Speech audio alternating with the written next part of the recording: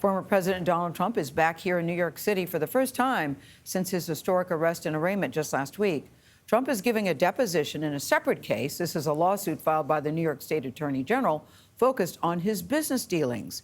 Chief Washington correspondent Major Garrett is tracking the former president's legal challenges. You are very busy, Major. You have a lot to keep track of these days. But when you take a look at this one, how concerned should he be about this one compared to the others? Look, this week is not last week. Last week was criminal. This is civil. And former President Trump, throughout his business career, has done a lot of depositions. We had news chopper coverage last week because it was historic. If there were news chopper coverage of every time that Donald Trump had done a deposition, there'd be no news choppers left on the Eastern Seaboard, okay? Yeah. That's happened quite a bit.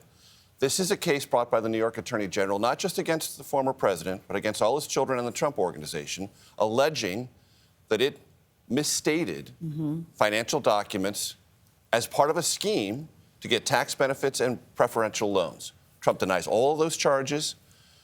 He had a deposition in August, claimed his Fifth Amendment right to avoid self-incrimination 400 times, which was his right. Yes. But in a civil case, if this goes to trial, it's scheduled for trial in October, jurors can take what is called an adverse inference from not answering questions. They can lean into that a bit more than you can in a criminal case. So one of many cases pending. So politically, with all these cases pending, the former president is fundraising off of it. He's selling T-shirts with a fake mugshot on it. So is he emboldened by this, or is he weakened by this politically?